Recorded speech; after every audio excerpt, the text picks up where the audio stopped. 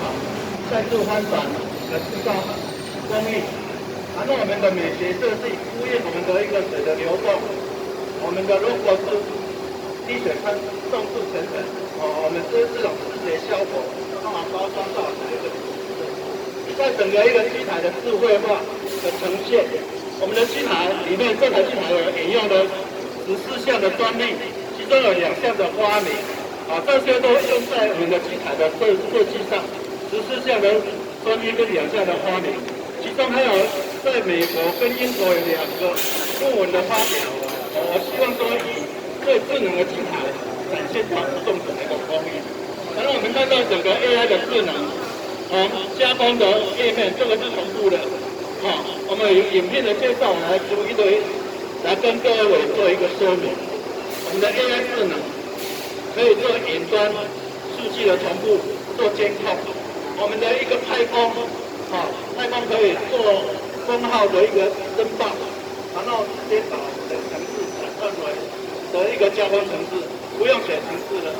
再来它的一个供应的一个菜单就自动转换出来。上面有封建的材料长宽高，然后我们机台有做了很多的一些智能化的回应的一个数据，从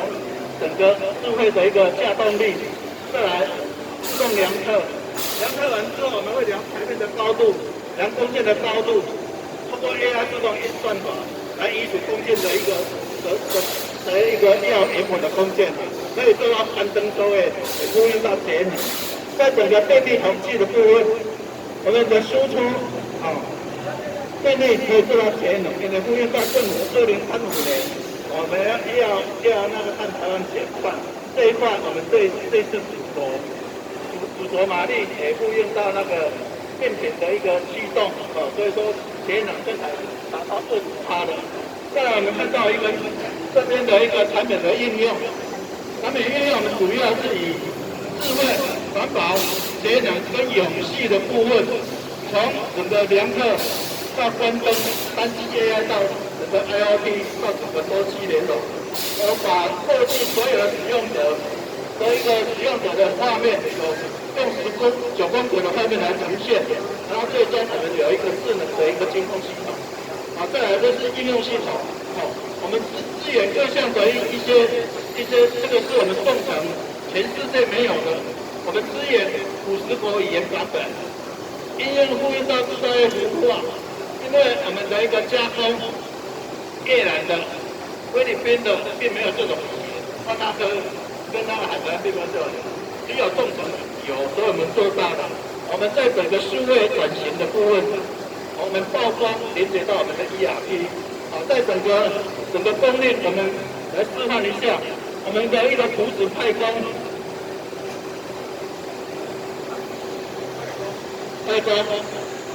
我们会扫2维码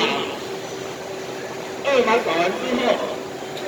我们会自动转换程式，我们在一个内部的一个管控，就可以做到整个节能的一部分。然后我们的功率，个人的员工编号填下去之后，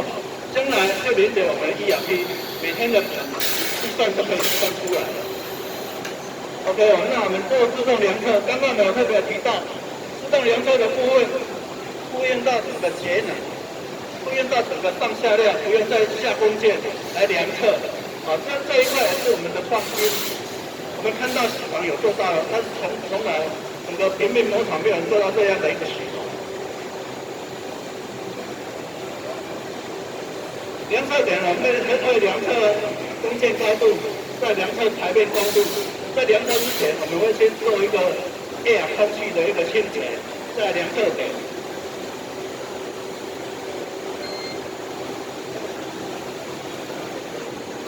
量测，他们先跑一下，然后都进来量测了。我做隐藏的。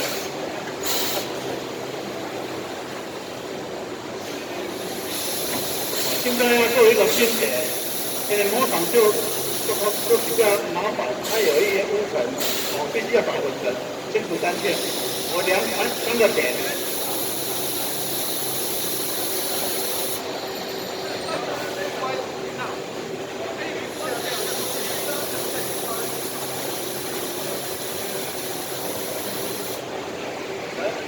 们另外用可能是录影，那个在另外装。现在是量台面的高度，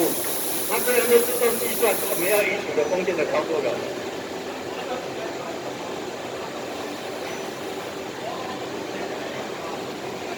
这个机台我们从过去的一个有一个微型动作的发明，我们这10年来把它一直在精进，最后这7年，现在我们呼应到政府的一个车专计划，就是产业规范，所以我打草就是说这一台先做验证，再来做一台超音波的啊，所以这一块因为我们准备了3年了啊，还是强调两边也是要在一起，希望能够透过这一次的这个产品竞赛，再次的把我们政府的产品来把我们的一个整个智能化产品推到国际。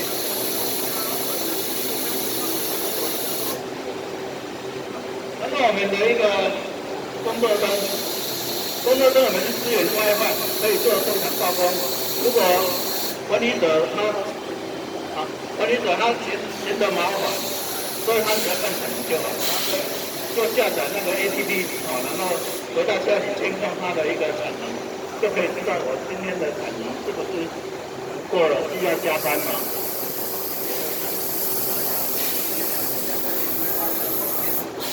我们产业规范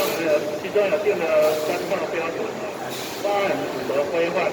包含地基螺丝，包含了一个工作灯的规范啊。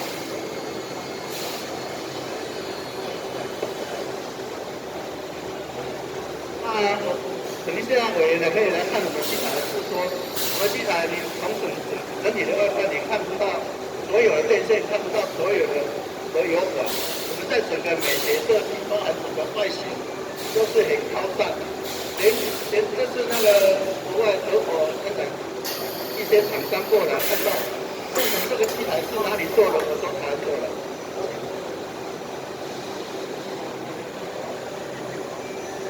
3轴都是线性发回，全部都直接传送。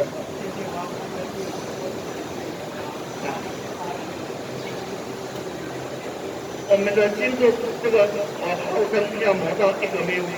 我的表面触到这个磨到0.02缪的一个光洁度，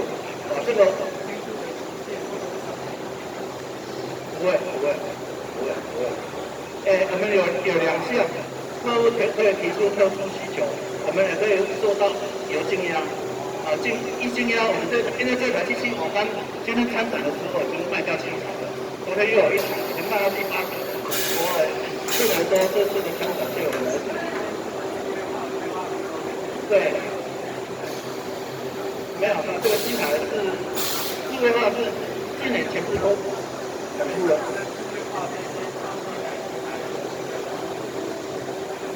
智慧化的部分增加差不多100万，我们毛利率可以提升到48%。谢谢。